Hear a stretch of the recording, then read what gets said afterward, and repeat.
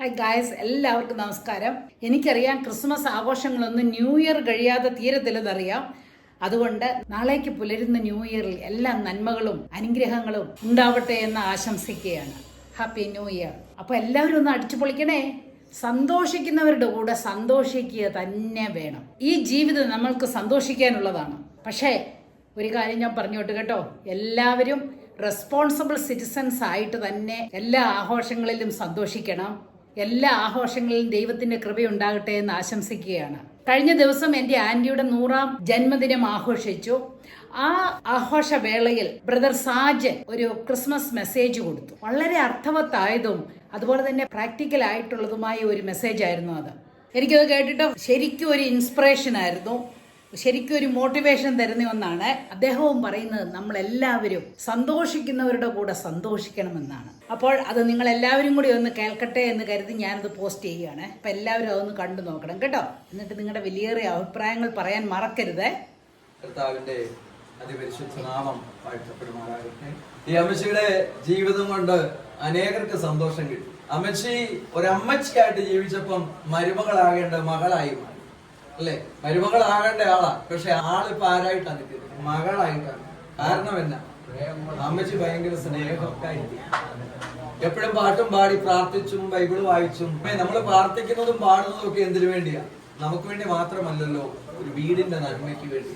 ഈ അമ്മച്ചിക്ക് തന്റെ ജീവിതത്തിൽ ഒരുപാട് നന്മകൾ കാണാൻ, കൊച്ചുമക്കളൊക്കെ വിദേശ രാജ്യത്ത് പോയി അവരുടെ ശമ്പളമൊക്കെ മേടിച്ച് അതിൽ നിന്ന് നന്മ അനുഭവിക്കാൻ ഒക്കെ കർത്താവ് അവസരങ്ങളെ കൊടുത്തു. കർത്താവ് നടത്തിയ വിധങ്ങൾ, ലഭിച്ച നന്മകൾക്ക് നമ്മൾ പറഞ്ഞാലും പാടിയാലും തീരത്തില്ല. ലോകം മുഴുവൻ ക്രിസ്മസിന്റെ ഒരു വലിയ സന്തോഷത്തിലായിരിക്കും. പല ക്രൈസ്തവ രാജ്യങ്ങളിലും അവിടെ ആകെ 1 or 2 ആഘോഷങ്ങളെ കാണൂ. അതിൽ അവർ ആഘോഷിക്കുന്ന ആഴ്ചകൾ, മാസങ്ങൾ അവർ കർത്താവിന്റെ ജന്മദിനം, തിരുപ്പിറവി ആഘോഷിക്കും. അതൊക്കെ എന്തോ ആയിക്കോട്ടെ, നല്ല ഒരു ദിവസത്തെ അങ്ങനെയൊന്നും മാനിക്കുന്നതിനകത്ത് തെറ്റുണ്ടോ എന്ന് ചോദിച്ചാൽ തെറ്റൊന്നുമില്ല. ഒരു ദിവസം കർത്താവിനായിട്ട് ആ ദിവസം ഉപയോഗിക്കുകയാണെങ്കിൽ, ചിലര് ഈ ദിവസത്തിൽ സുവിശേഷം പറയുന്നു, ചിലര് വീടുകൾ സന്ദർശിക്കുന്നു, ചിലര് പോയി പലർക്കും വേണ്ടി പ്രാർത്ഥിക്കുന്നു. അതിൽ ഈ ഒരു ദിവസത്തിന്റെ കെയർ ഓഫിലാണല്ലോ.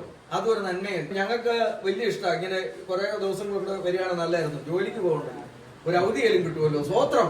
അപ്പൊ എന്ത് ചെയ്താലും എന്ത് വന്നാലും അത് ദൈവനാമ മഹത്വത്തിനായി വിനിയോഗിക്കുന്നവരുണ്ട്. ഇന്നൊരു ദിവസം ഫ്രീ കിട്ടുക, അന്നേരം നമ്മളെവിടെയെങ്കിലും പോയി നമ്മുടെ ബന്ധുക്കളെ ഒന്ന് കാണാൻ പോയി ഒരു കേക്ക്, ഒരു ഗിഫ്റ്റ് കൊണ്ട് കൊടുത്തു. അതൊക്കെ നല്ലതല്ലേ? അങ്ങനെ ഏത് ദിവസത്തെ ഒരു നല്ലതായിട്ടൊന്ന് കണ്ട്, എല്ലാത്തിനകത്തും ഒരു നന്മ കണ്ട്, നമ്മുടെ ജീവിതത്തിൽ ദൈവം തരുന്ന എല്ലാ നന്മകൾ. നമ്മുടെ കർത്താവിന്റെ ജനനത്തിൽ തന്നെ എന്തോ പറഞ്ഞു? ഭയപ്പെടേണ്ട, സർവ്വജനത്തിനും ഉണ്ടാകുവാനുള്ള മഹാസന്തോഷം. എന്തെങ്കിലുമൊക്കെ ഒരു വിഷമതയിലൂടെ കടന്നു പോകുന്നെങ്കിൽ അതൊരു തീരാ ദുഃഖമായിട്ട് മാറ്റരുത്. ആ വിഷയങ്ങൾക്ക് ഒരു വിടുതലില്ലെന്നോർത്ത് നിരാശപ്പെടരുത്. വിടുവിക്കാൻ ഒരാൾ ജീവിച്ചിരിപ്പുണ്ട്. ആ ആളിന് ഒരു പ്രത്യേകതയുണ്ട്. മതം ഉണ്ടാക്കിയ ആളല്ല, ഞങ്ങൾ പോകുന്ന പള്ളിക്കകത്തിരിക്കുന്ന ആളുമല്ല. അതുകൊണ്ട് ഞങ്ങൾ പോകുന്ന പള്ളിക്കകത്ത് ആര് വരണം? അവിടെ ഒന്നും കർത്താവൊന്നുമില്ല. കർത്താവ് ഇരിക്കുന്ന സ്ഥലങ്ങളുണ്ട്. അത് മനുഷ്യവർഗം തിരിച്ചറിഞ്ഞിരുന്നെങ്കിൽ എത്ര നല്ലതായിരുന്നു. മഹത്വത്തിന്റെ പ്രത്യാശയായ ക്രിസ്തു നിങ്ങളിൽ ഇരിക്കും. മഹത്വത്തിന്റെ പ്രത്യാശയായ ക്രിസ്തു എവിടെയായിരിക്കുന്നത്? നമ്മുടെ അകത്തായിരിക്കുന്നത്. ഒരു പാട്ടുകാരൻ പാടി, മനസ്സിനുള്ളിൽ മഹിമകൾ വന്നാൽ മഹേശ്വരൻ വരുമെന്ന്. മഹേശ്വരൻ എന്ന് പറഞ്ഞാൽ ആരാ? മഹാ ഐശ്വര്യങ്ങളെ പ്രദാനം ചെയ്യുന്നയാൾ. അപ്പൊ എവിടെയാ ദൈവം വസിക്കുന്നത്? വാസ്തവത്തിൽ പള്ളിക്കും ആരാധനാലയങ്ങൾക്കും യുദ്ധം ചെയ്യുന്ന ഈ കാലഘട്ടത്തിലും ഈ ഒരു വെളിപ്പാട് എല്ലാവർക്കും കിട്ടിയത് പ്രശ്നം തീർന്നു. ദൈവം ഇരിക്കുന്നത് ഒറ്റ സ്ഥലമേ ഉള്ളൂ. എവിടെയാ ഇരിക്കുന്നത്? നമ്മുടെ എല്ലാവരും പറഞ്ഞേ, നമ്മുടെ എല്ലാവരുടെയും എന്ന് പറഞ്ഞാൽ എന്റെ മനസാക്ഷിക്കകത്ത് ആര് വന്ന് വസിക്കും? സ്വർഗത്തിലെ ദൈവം, സർവേശ്വരൻ, മഹേശ്വരൻ, മഹാ ഐശ്വര്യങ്ങളെ പ്രദാനം ചെയ്യുന്നവൻ. അവൻ ആത്മാവായി ഇന്ന് നമ്മുടെ അകത്ത് വസിക്കുക. അവൻ വചനമായി, സ്നേഹമായി നമ്മുടെ അകത്ത് വസിക്കുക. ഈ അമ്മച്ചിയെ കുറിച്ച് പറഞ്ഞപ്പോ എല്ലാവരും പറയും ഭയങ്കര സ്നേഹമുള്ള അമ്മച്ചിയാ. കാരണം എന്നാ? അമ്മച്ചിയിൽ ആര് വസിക്കുന്നുണ്ട്? സ്നേഹം. അതാരാ? അതാ സ്കൂളിൽ പഠിക്കാൻ ചെല്ലുമ്പോൾ നമ്മളെ പഠിപ്പിക്കുന്ന ഒരു വാക്കാ, ഗോഡ് ഈസ് ലവ്. ദൈവ സ്നേഹമാകുന്നു. അപ്പം ആ സ്നേഹനിധിയായ അമ്മച്ചിയിൽ വാഴ്ത്തപ്പെട്ട കർത്താവ് വസിക്കുന്നുണ്ട്. അതുകൊണ്ട് അമ്മച്ചിക്ക് എല്ലാവരെയും സ്നേഹിക്കാൻ പറ്റുന്നു. സ്നേഹിക്കുന്നവർക്ക്, സന്തോഷിക്കുന്നവർക്ക് ദീർഘായുസ് ഉണ്ടാകും. നമ്മുടെ മനസ്സിനെ ദണ്ഡിപ്പിക്കരുത്, മനസ്സുകളെ ഭാരപ്പെടുത്തരുത്. നമ്മുടെ ജീവിതത്തിൽ മനസ്സ് ദണ്ഡിപ്പിക്കുമ്പോഴാണ് പല ഭാരങ്ങൾ, രോഗങ്ങൾ എല്ലാം ഉണ്ടാകുന്നതിന് അടിസ്ഥാനപരമായ കാര്യം നമ്മുടെ മാനസികാവസ്ഥ. ഇന്ന് പകൽ നമ്മുടെ മനസ്സിനെയൊക്കെ ഒന്ന് സ്വസ്ഥമാക്കി. യേശുക്രിസ്തു ഭൂമിയിൽ വന്നൊരു മതം സ്ഥാപിക്കാൻ വന്നതാണ്. യേശുക്രിസ്തു ക്രിസ്ത്യാനികളുടെ ദേവനല്ല, അതൊക്കെ തെറ്റാണ്. ക്രിസ്തുമതം ഭൂമിയിലുണ്ട്, പക്ഷെ പുസ്തകത്തിലില്ല. കാരണം കർത്താവ് ഇവിടെ വന്നിട്ട് ഒരു മതവും സ്ഥാപിച്ചു. തന്റെ ഏകജാതനായ പുത്രനിൽ വിശ്വസിക്കുന്ന ഏവരും നശിച്ചു പോകാതെ നിത്യജീവൻ പ്രാപിക്കാൻ തക്കവണ്ണം അവനെ കർത്താവ്, പിതാവായ ദൈവം, പുത്രനായ യേശുവിനെ ഭൂമിയിലേക്ക് അയച്ചു. അപ്പൊ ദൈവത്തിന്റെ ആഗ്രഹം എന്ന് പറയുന്നത് ആരും നശിച്ചു പോകരുതെന്ന്. ഒരുത്തരും നശിച്ചു പോകുന്ന ദൈവത്തിന്റെ ഹിതം. ആരും നശിക്കരുത്. ആരും നശിക്കരുത്, ഞങ്ങളുടെ സഭയിൽ പോകുന്നവർ മാത്രം അനുഗ്രഹിക്കപ്പെടണം. തെറ്റാ, അങ്ങനെയല്ല. ലോകത്തിൽ ഒരു മനുഷ്യനും നശിക്കുന്നത് ദൈവത്തിന് ഇഷ്ടമല്ല. ഒരു കുഞ്ഞു പോലും നഷ്ടപ്പെട്ടു പോകരുത്. അതിനുവേണ്ടി യേശുക്രിസ്തു സകലരുടെയും പാപം ശാപം എല്ലാം പേറി നമുക്ക് പകരമായി ക്രൂശിൽ മരിച്ചത്.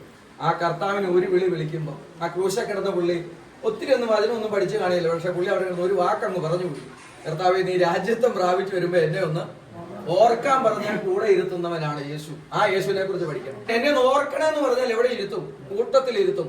യേശുക്രിസ്തു ഉയർത്തെഴുന്നേറ്റ് കഴിഞ്ഞപ്പം കർത്താവെ എന്നിലൊന്ന് വരണമെന്ന് പറഞ്ഞാൽ കൂടെ ഇരുത്തുകയല്ല, അകത്ത് വന്ന് വസിക്കും. അകത്ത് വന്ന് വസിക്കും. ഹല്ലേലൂയ. അതുകൊണ്ട് ദൈവം യേശുവിനെ വിളിക്കുന്നവരുടെ എല്ലാ അകത്ത് കർത്താവ് ഒന്ന് വസിക്കുന്നു. അങ്ങനെ മനുഷ്യരെ ദൈവം ദൈവത്തിന്റെ ആലയങ്ങളാക്കി. നമ്മളെല്ലാം ദൈവത്തിന്റെ ആലയങ്ങൾ. നമുക്കൊരു ആലയം കാണുമ്പോൾ നമുക്കൊരു വിശുദ്ധി തോന്നും, അല്ലെ? നമ്മളവിടെ വരുന്ന വഴിക്ക് ചെരുപ്പിട്ട് ഒരു പള്ളിക്കകത്ത് ഒന്ന് കയറുമോ? ഒരിക്കലും കയറത്തില്ല. നമുക്കൊരു ആലയത്തോട് ബഹുമാനമാണ്. അപ്പൊ നമ്മുടെ അകത്ത് വേണ്ടാത്തതെല്ലാം ഒന്ന്, നമ്മളാകുന്ന ആലയത്തിനകത്ത് എന്ത് കയറ്റരുത്? അശുദ്ധി കൊണ്ടുവരുന്ന ചെരുപ്പ്, അതായത് നമ്മളിലുള്ള കയ്പുകളും പകകളും.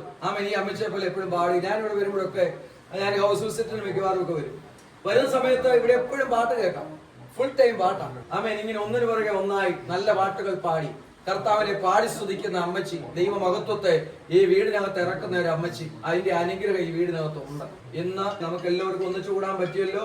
നമുക്ക് ബന്ധുക്കള്, ചർച്ചക്കാര്, ജനപ്രതിനിധികള്, ഇങ്ങനെ നമ്മള് എല്ലാവരും വ്യത്യസ്ത വിശ്വാസമുള്ളവര് നമ്മളെല്ലാവരും ഒന്നിച്ചുകൂടി.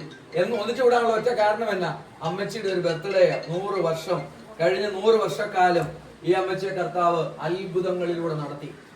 ഒരു ജീവിതത്തിൽ ഉയർച്ചകളും താഴ്ചകളും ഒക്കെ നമുക്ക് എല്ലാവർക്കും ഉണ്ടല്ലോ. ഉയർച്ച താഴ്ചകളൊക്കെ നമ്മുടെ ജീവിതത്തിൽ വ്യത്യസ്ത ജീവിതാനുഭവങ്ങളിലൊക്കെ നമ്മൾ കടന്നുപോയി. അവിടെ എങ്ങും പതറിപ്പോകാതെ, അവിടെ എങ്ങും വീണു പോകാതെ, അവിടെ എങ്ങും നഷ്ടപ്പെട്ടു പോകാതെ സ്വർഗത്തിലെ അപ്പച്ചന്റെ ആ കരുതൽ, ആ വാഗ്ദത്തം, ഞാൻ ദീർഘായുസ് കൊണ്ട് നിനക്ക് തൃപ്തി വരുത്തുന്ന മുമ്പേ നമ്മുടെ ആന്റി പറഞ്ഞതുപോലെ ഈ അമ്മച്ചിക്ക് ആ വചനമെല്ലാം നിവർത്തിക്കപ്പെടുകയാണ്. ഓരോ ദിവസങ്ങളിലും അമ്മച്ചിയുടെ ജീവിതത്തിൽ ദൈവിക വാഗ്ദത്തങ്ങൾ നിറവേറ്റപ്പെടുകയാണ്. അതുകൊണ്ട് ഇനിയുള്ള ശിഷ്ടായുസ് പിന്നെയും അനുഗ്രഹത്താൽ അനുഗ്രഹിക്കപ്പെടട്ടെ. പിന്നെ ഈ വീടിന്റെ വർധനവുകളിലും നന്മകളിലും ഈ അമ്മച്ചി ഒരു ഭാഗവാക്കാകട്ടെ. ഈ അമ്മച്ചിയുടെ പ്രാർത്ഥന ഈ തലമുറക്ക് ഒരു അനുഗ്രഹമാകട്ടെ.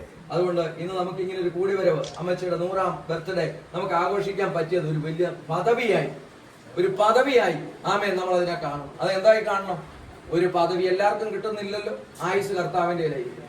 നമ്മൾ എത്ര കാലം ഭൂമിയിൽ ജീവിച്ചിരിക്കണമെന്ന് സ്വർഗത്തിന്റെ തീരുമാനം. ഹല്ലേലൂയ. അപ്പൊ കർത്താവ് സ്തോത്രം. ആയുസിനെ ദീർഘിപ്പിച്ചു കൊടുത്തു. നമ്മൾ ബൈബിളിൽ ചിലരെ ഹിസ്കിയാവിന്റെ ഒക്കെ കാര്യത്തിൽ മരിക്കത്തക്ക രോഗം ബാധിച്ചപ്പോ അദ്ദേഹം കർത്താവിനെ നിലവിളിച്ചപ്പോ നീട്ടിക്കൊടുത്തു. അപ്പം ദൈവിക തീരുമാനങ്ങളെ മാറ്റിയെടുക്കാൻ പോലും ഒരാളെ പ്രാർത്ഥനയ്ക്ക് പവറുണ്ട്. ഇന്ന് പകൽ ഇതിനകത്തിരിക്കുന്ന എല്ലാ പ്രിയപ്പെട്ടവരോട് പറയട്ടെ, നിങ്ങളുടെ പ്രാർത്ഥനയ്ക്ക് ചില തീരുമാനങ്ങളെ മാറ്റാൻ പവറുണ്ട്, ശക്തിയുണ്ട്. അതുകൊണ്ട് ഇന്ന് ഇവിടെ വന്ന് അമ്മച്ചിയുടെ ഈ ബർത്ത്ഡേയിൽ നിന്ന് ഈ ആഘോഷത്തിൽ പങ്കാളിയാകുമ്പോൾ യേശു ഹൃദയത്തിലുള്ളവരായി മടങ്ങുക. അന്ന് കാലിത്തൊഴുത്തിൽ പിറന്നവൻ, ക്രൂശ കിടന്നവൻ, കല്ലറയിൽ കിടന്നവൻ ഇന്ന് അവിടെ എങ്ങുമില്ല. ഇന്നുള്ള ഒറ്റ സ്ഥലമേ ഉള്ളൂ. 2-3 പേർ അവന്റെ നാമത്തിൽ എവിടെ കൂടിയാലും അതിന് നടുവിൽ നമ്മുടെ കർത്താവുണ്ട്. പിന്നെ ഒരു സ്ഥലമുണ്ട്, മഹത്വത്തിന്റെ പ്രത്യാശയായ ക്രിസ്തു നമ്മുടെ അകത്ത് ഇരിക്കുക. പിന്നെ ഒരു സ്ഥലമുണ്ട്, പിതാവിന്റെ വലത്തുഭാഗത്ത് എനിക്കും നിങ്ങൾക്കും വേണ്ടി പക്ഷപാതം ചെയ്യാൻ നമ്മുടെ കർത്താവ് സ്വർഗത്തിലുണ്ട്. അതുകൊണ്ട് നമ്മുടെ കർത്താവിന്റെ തിരുപ്പിറവി ലോകം മുഴുവൻ ആഘോഷിക്കുമ്പോൾ ആഘോഷിക്കട്ടെ, അതൊരു നന്മയായി തീരട്ടെ. മനുഷ്യർ സന്തോഷിക്കുമ്പോൾ നമ്മൾ അതിനകത്ത് സന്തോഷിക്കണം. അവരാഘോഷിക്കട്ടെ, മനുഷ്യർ സന്തോഷിക്കുന്ന കാണട്ടെ. എല്ലാവരും ഇന്ന് സന്തോഷിക്കട്ടെ. ഇന്ന് വാസ്തവം പറഞ്ഞാൽ പല കുടുംബങ്ങളിലും ഒന്ന് മനസ്സുറന്ന് ചിരിക്കുന്ന എത്ര വീടുണ്ട്, എത്ര വ്യക്തികളുണ്ട്. നമ്മൾ കാണുമ്പോൾ വലിയ വീടുകളാണ്, പക്ഷെ അവരുടെ അകം മുഴുവൻ നീറിപ്പുകയുന്ന അവസ്ഥകൾ. അതിനകത്തൊക്കെ ക്രിസ്തു വരുമ്പോൾ, അവിടെയൊക്കെ യേശുവിന്റെ സാന്നിധ്യം വരുമ്പോൾ അവിടെ വല്ല സന്തോഷത്തിന്റെ പരിപൂർണതയുണ്ടാവും.